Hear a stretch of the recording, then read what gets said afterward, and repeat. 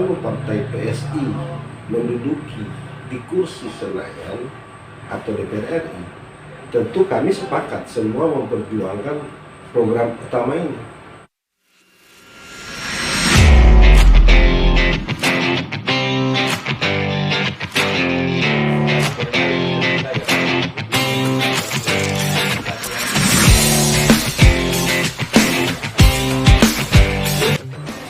Assalamualaikum warahmatullahi wabarakatuh. Selamat malam pemirsa BJTV Berani Jujur.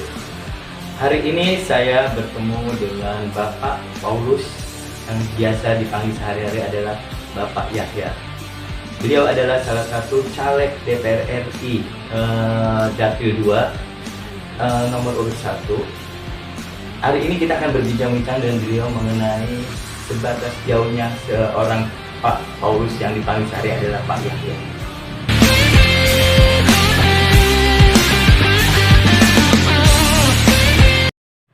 Assalamualaikum Pak Yahya. Assalamualaikum warahmatullahi wabarakatuh. Pak, Bapak ini di namanya kan lebih Bapak itu Pak Yahya. Gimana ceritanya Pak sampai dipanggil Pak Yahya itu? Iya, memang nama asli saya itu Paulus Mesak Pangau. Tapi setelah saya menjadi mualaf di tanggal 19 Maret 2022, saya mengganti nama Muhammad Yahya Nur Ansori. Sehingga banyak teman-teman yang sudah tahu saya mualaf, mereka memanggil saya Pak Yahya. Tetapi proses pengadilan itu harus proses balik nama, sampai saat ini belum sempat untuk proses balik nama. Begitu kira-kira klarifikasi kita. Artinya Bapak udah ada nama muslimnya ya Pak ya? Ya. Pak, siapa sih Pak yang memuslimkan Bapak sehingga nama Bapak Pak Yahya itu Pak? Ya, jadi awal saya masuk muslim itu ketika saya berada di Cilegon dan saya sering menghadiri acara-acara agama. Saya sering keliling dengan salah satu teman saya di Cilegon, dan saya sendiri yang memintakan untuk bagaimana caranya saya perlu menjadi mualaf, dan akhirnya saya direferensikan kepada salah satu kiai di Cilegon, yaitu Kiai Haji Romli yang beralamat di Metro di Cilegon. Dan hari itu juga saya bikin persiapan-persiapan untuk menuju ke muslim. Pak, sisi apa yang sehingga Bapak bisa menjadi jalannya ke sana gitu loh Pak? Memang terutama di daerah saya itu sering ada konflik kalau berbicara tentang pemeluk agama. Tapi saya sebagai manusia yang sudah berumur 60 tahun, tentu saya punya pilihan sendiri. Dan di bulan kemarin, kira-kira 2 bulan yang lalu, bulan Oktober kalau tidak salah, saya berangkat dengan keluarga untuk umroh. Di sana saya lebih merasakan aura muslim itu. Saya bisa menyatu, sehingga saya lebih sangat yakin bahwa agama itu adalah pilihan saya. Artinya tidak. Bagaimana Bapak bisa berkecimpung sampai jatuhnya ke politik sampai? Saya punya latar belakang yang adalah politik. Dulu saya di Sumut pernah mencalonkan juga DPR RI, tapi partai kami tidak lolos 4%. Jadi saya mencalonkan diri DPR RI itu sudah kedua kali kan sekarang. Artinya sebelumnya sudah pernah gitu ya Pak ya? Coba dapil berbeda. Saya ingin coba di daerah lain seperti Banten 2, dan saya dipercayakan oleh partai PSI atau PSI untuk mendapatkan nomor urut 1. Jadi saya coba untuk beradaptasi dengan teman-teman, dengan para tokoh-tokoh agama, ulama, kiai-kiai yang ada di sini. Pak melihat sisi itu seperti apa sih Pak sehingga Bapak ingin memajukan 3 wilayah ini sendiri? Memang betul selama ini hasil saya kunjungan, melihat langsung, mendengar langsung, di wilayah ini sangat dibutuhkan. Bagaimana caranya masyarakat ini menaikkan pendapatan, terutama pendapatan mereka, yaitu dengan pendidikan yang cukup, dengan kesehatan yang memadai. Karena biaya pendidikan itu bukan murah, begitu juga biaya kesehatan. Makanya PSI khususnya program pusat itu mengembangkan BPJS gratis. Maksud dan tujuannya supaya masyarakat antara orang berduit sama orang yang tidak mampu disamaratakan. Dari sisi pelayanan, dari sisi sarana dan prasarana, sudah tidak ada lagi karena dia belum bayar dipinggirkan lagi. Oh, dia belum lunas, itu di cover oleh negara. Jadi negara yang akan membayar.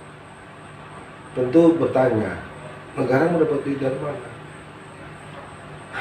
Hanya dengan cara PPN yang biasa masyarakat bayar 11%, negara mensisipkan aja 1%. Dari setiap kali kita membeli barang, makan di restoran, mengambilnya 1% itu sudah 63 triliun dari pendapatan APBN kita di seluruh Indonesia. Ini sudah sangat cukup untuk membantu melunasi BPJS seluruh masyarakat Indonesia. Bapak yakin ketika kita nanti mengajukan seperti itu, nah rumah sakit itu benar-benar menyamaratakan antara tidak mampu dan orang mampu. Artinya semua itu sama ya Pak ya. Apakah itu bisa Pak disampaikan dengan rumah sakit yang notabene-nya itu kadang-kadang memilih atau memilah gitu loh Pak, orang-orang yang punya uang duluan menjadi prioritas? Ya, memang itulah polemik yang harus kita benahi. Yaitu pertama tentang teknis. Bagaimana caranya untuk membayar iuran mereka di cover oleh pemerintah. Kedua, tentang pelayanan. Ketiga, sarana rumah sakit. Jadi harus ada namanya pemerataan dari sisi pelayanan dan sisi pembangunan sarana.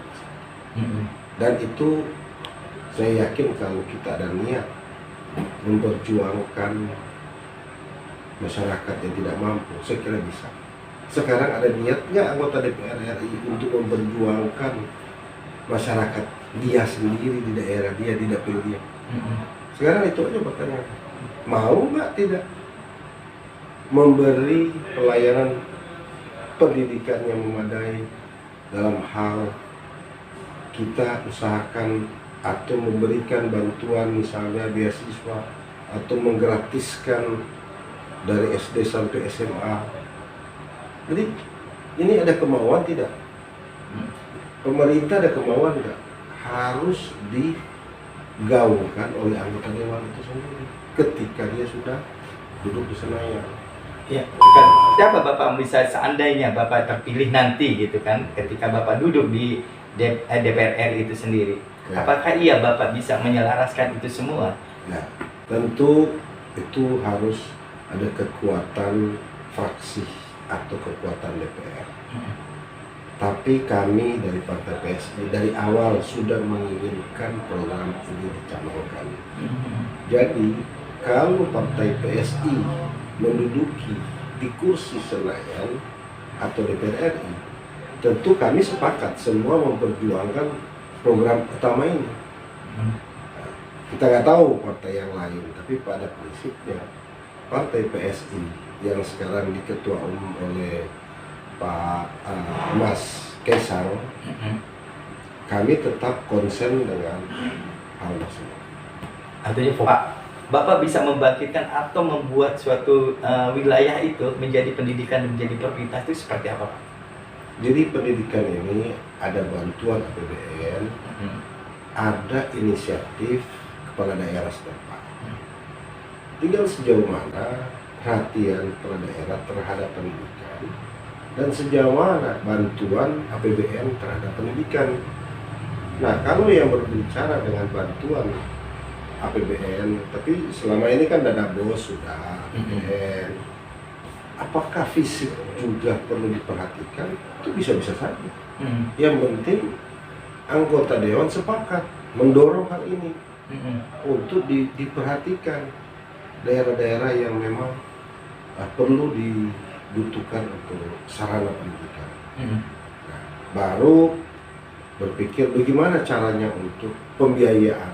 Nah, kalau pembiayaan tadi itu ada program dari daerah, wali kota atau bupati, mungkin beasiswa atau sifatnya seperti apa, itu tinggal teknisnya aja mau seperti apa keinginan. Kalau memang kepala daerah sudah memberikan beasiswa atau menggratiskan, tentu APBN tidak boleh bercampur, berarti tidak berdobel. Dengan status saya calon DPR RI tentang regulasi, aturan, dan juga tentang bantuan APBN terhadap daerah-daerah.